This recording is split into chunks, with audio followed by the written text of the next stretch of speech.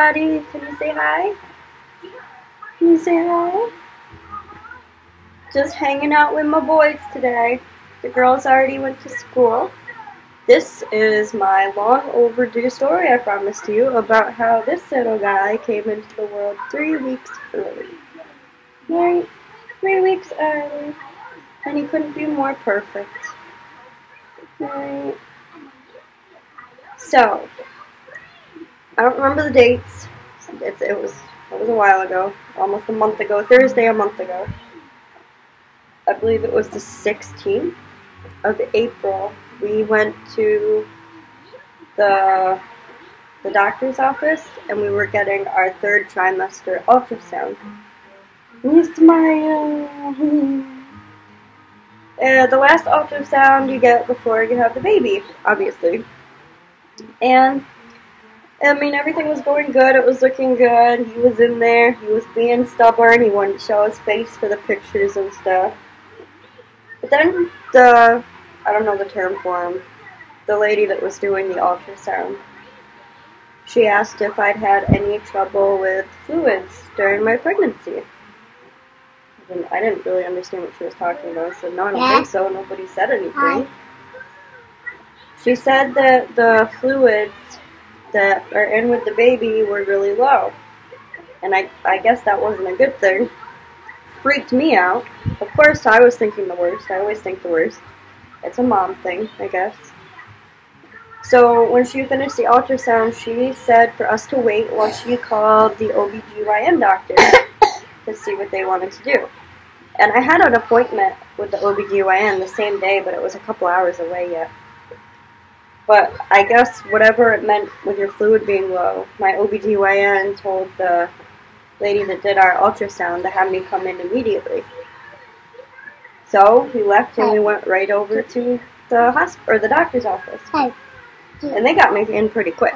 Usually we wait for a little bit, but they got me in pretty quick. And the doctor checked everything. She checked, I guess, like my cervix to see if I was dilated. I think I was 3 centimeters dilated, I believe, at the time. And I don't remember exactly what else, but she kind of explained a little bit about the dangers of the fluid being low and how it could potentially, at some point, hurt the baby. So, of course, I'm thinking the worst again. Always thinking the worst. So she said the best course of action would be to force to deliver the baby, basically. So, you know, go in, get set up with Pitocin and all that stuff, and induce labor. I was worried, thinking, well, I mean, this was almost a month early, just about, because he was born on April 17th, and his due date wasn't until May 5th. And I was worried, like, is he going to be too early? Is he going to be okay? Is his lungs going to be fully developed? Is he going to be in the NICU? You know, things like that. Things any mother would worry about. But her and my husband thought everything was going to be fine. And it was fine. He was fine. So don't freak out. He was fine. Thank God he was fine. But because of the risks that low fluid was posing to him, we couldn't wait. So she said she was going to leave the room and go call the labor and delivery department and see the soonest they could get me in to induce labor. And me and my husband, we kind of just talked, and I think I cried a little bit because I was a little worried, you know, thinking, you know, what's going to happen to the baby, what's going to happen in the circulation, you know, things like that. And I kind of figured we were going to be induced at least probably sometime this week, but I thought, you know, we had time to go home and prepare and make sure everything was packed and whatnot. Prepare the kids, the other kids, prepare family, you know, so family didn't have last minute notice who was watching our kids while I was in labor. And, no, it didn't work out that way. Nope, it turned out when she came back, I was going in the very next morning at 11 o'clock to have a baby. It's so sudden. I guess I was kind of in shock. Like, I knew at some point we were going to have this baby, but I thought we still had a whole month to prepare and plan. We didn't have enough clothes yet, you know. I mean, we were good on diapers. We got a lot of diapers at the baby shower, but we still didn't have very many clothes. And mentally, we weren't really prepared to welcome a baby just yet. We thought we had time to prepare, you know.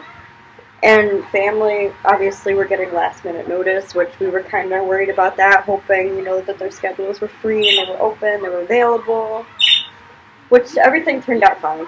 It was perfect. Family was already ready to agree and take the kids. They were right on board with us. There was no issues. Josh's mom was even able to be there, which is what we wanted from the beginning, which was awesome. Everybody was there. So, my husband had me spend the rest of the night just kind of resting, because, you know, it's exhausting to have a baby. You're tired and exhausted after you're done. It's just how it works, and you're sore, and you just don't really want to do much. So he had me resting up to prepare for the big day, which was pretty cool. And he used it to make sure everything was packed up and ready to go. The kids' stuff was packed up, ready to go. Everything was ready. Everything was planned out. Everything was good. He did some cleaning so we wouldn't have much to do when we came home. And he was really awesome. He was amazing. I couldn't ask for a better husband. Or a better daddy. Because not many guys would go out of their way to make sure you were comfortable and rested for having a baby, and then did all the cleaning and, you know, taking care of the other kids for you while you were resting. It's just amazing how he works. So the next day, the next morning, you know, we got the girls off to school. I was up. I was nervous. I couldn't sleep. I was freaking out because I don't know what it's like to be induced. I've never been induced before, and I was looking stuff up online the night before, obviously, and a lot of people said it's more painful than natural delivery, and it was just nerve-wracking to me. But anyway, we got the girls off to school. My husband got the girls off to school. And we hung out with this big guy right here. Say hi! He's tired. He's being shy. And my aunt came and picked him up around 10, I think. It was around 10. My times and dates are going to be a little off, because, obviously. Yeah, now you say hi? So, literally like 5 minutes after they picked him up, and they were going to get the girls off the bus and keep them and bring them up to the hospital later that night to see the baby. We took off and we went to the hospital. They took us right up to labor and delivery. Got us all set up. They did all the paperwork, asked all the questions, hooked me up to an IV. They did the IV in my wrist. They tried it in this one first, like 3 times. They couldn't get anything. So then they moved to this one. But this one, I don't know what they did to this one, but it still hurts today. It was like they hit like a nerve or something, so if I move it like this, which I shouldn't have done, or I touch it, it stings and it burns. I don't know what they're doing. But they hooked me up to an IV, and then about an hour later they started the Pitocin around noon or so. I think that was after Joshua's mom was there. She got there around noon, I think. Pretty sure it was around noon. Noon or 1. One of those. But she stayed for the whole thing, which was awesome. They started the Pitocin, and with the IV, I hated asking, but I had to get up and pee like every 10 minutes. I was calling a nurse and like, I'm sorry, can I go to the bathroom? It was a pain. But it took a couple of hours, really, before I started really feeling the Pitocin. I mean, I was feeling some light contractions, but nothing that really freaked me out or set me off or anything. And I'm a wuss when it comes to pain. I can't handle pain very well. But after maybe around 2, 3 o'clock, somewhere in there, I started to really feel them. So they called the anesthesiologist, I think is what he's called, and said it would be about a half an hour and they could get my epidural, because they were starting to be pretty painful. Well, at least pretty painful to my standards, which is probably different to your guys's. But, making sure my computer stays awake. So, we tried to play Scattergories for a little bit in between stuff. I was going through chicken broth like crazy. They said I couldn't eat, but my husband snuck me a cheeseburger. He always sneaks me food. It's like, I'm hungry, I'm in labor, I'm working hard, I'm gonna eat something. You just gotta do it when you're not looking. So, I don't know, about a half an hour later, give or take. I'm sure it wasn't exactly a half an hour later. The anesthesiologist came and he was awesome. He looked like somebody I've seen from a TV show, but I still can't place it to this day, and it bugs me. But he explained, you know, the risks and what could happen, what could not happen, what it could cover, what it's supposed to cover, what it might not cover. And the last time I got an epidural, I mean, it worked from, like the under my breasts and down. Everything was completely numb. I felt nothing. It didn't do that this time. Not at all. We'll get to that in a minute. But he had me do the typical things, sit on the side of the bed, hunch over a pillow. Husband held my shoulders, and they stuck it in my spine. I think that's the worst part of labor and delivery is when they do the epidural. To me, anyways. Because it doesn't feel good. Oh, it doesn't feel good at all. No, it doesn't.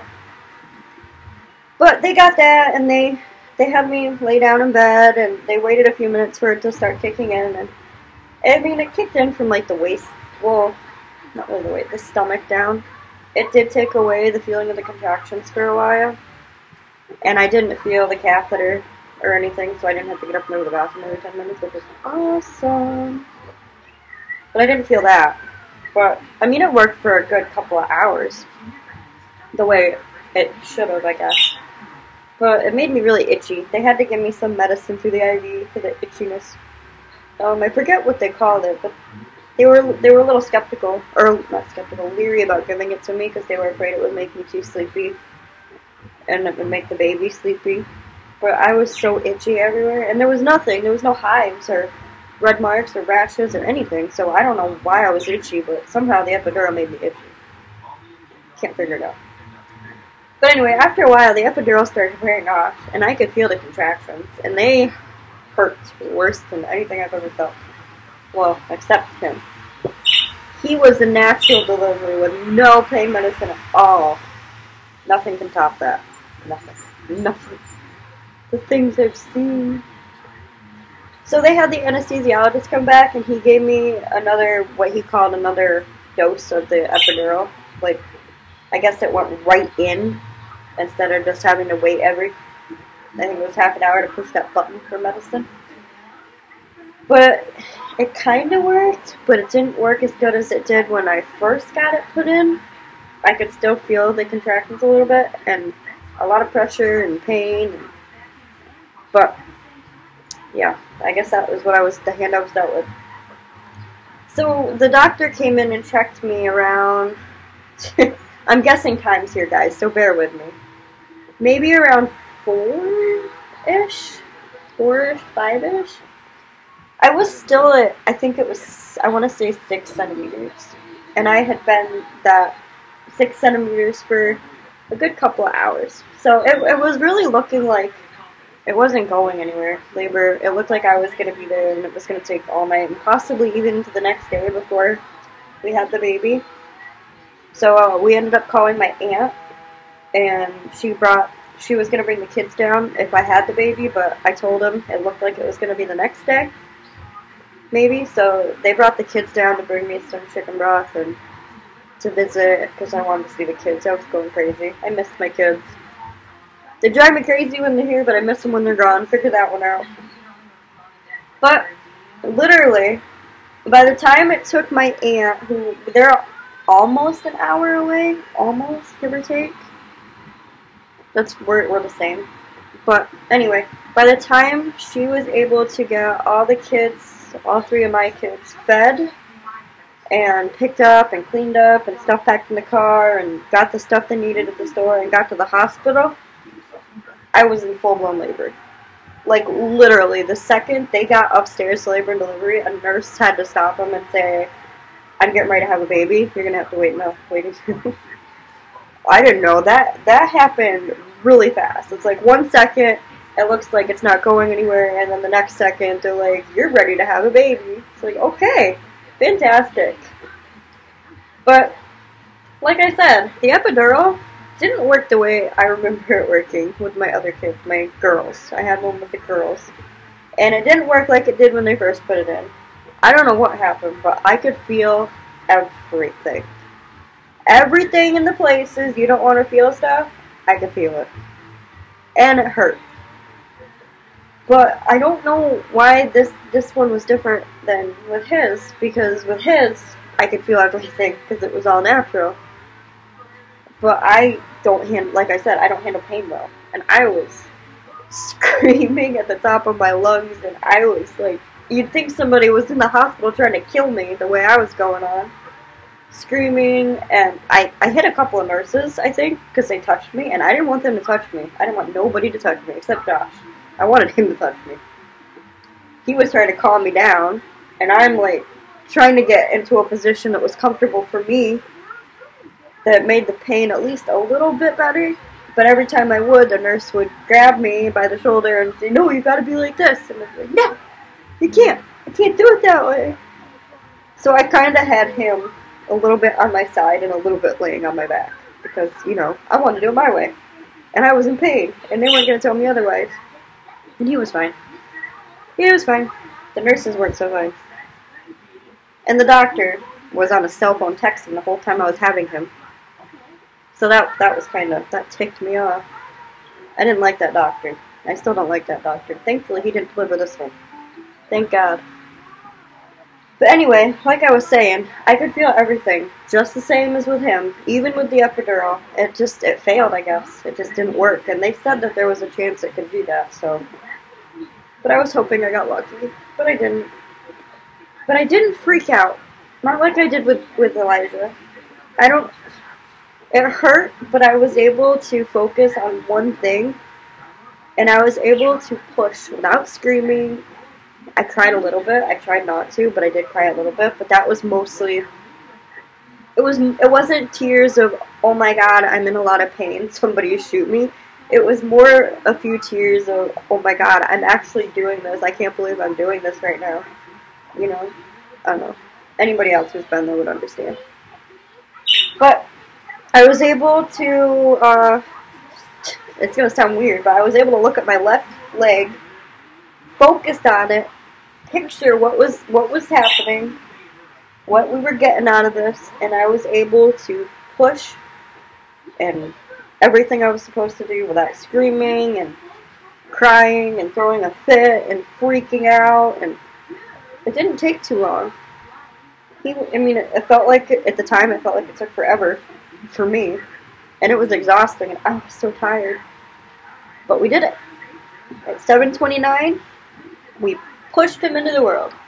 They set up a mirror because I really wanted to see the birth of our last child, but there was nurses in the way and I couldn't see. And I guess I'm not really too upset about it because, to be honest, closing my eyes while I was pushing helped me get through it without freaking out for some reason. Don't know why.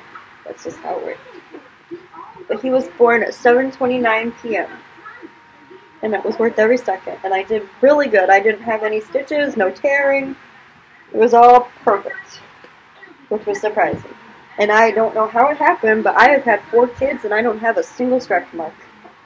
I'm lucky, I guess. Right? Mama lucky? He's lost his watching Franklin on that TV over there, Daddy's TV. So, that's what happened. That is how this wonderful, beautiful little boy of ours came into the world. And now we have 2 boys and 2 girls, and we're even, and it's perfect. And we're an even number. My OCD wouldn't let it be anything else. So, you guys probably can't hear it because the computer's over there and I'm over here. But he's snoring, and it's so cute. It's so cute. He's our last little guy ever. And I've just been trying to soak up every minute of it I can. I'm always holding him and loving on him, and I'm taking pictures of him 24/7. I'm recording little things like his hiccups and stuff so I don't forget him later. Because it's awesome having little babies, and I'm going to miss not having little babies. Yeah. I know my husband's not. He's about done. Right? But he loves the kids. Yeah. So, I'm not going to keep you guys any longer. I'm going to see if he'll lay down, and I got some stuff to get done while he's sleeping and while he's occupied with cartoons. Say bye. Bye. Thanks for watching, guys. Like and subscribe.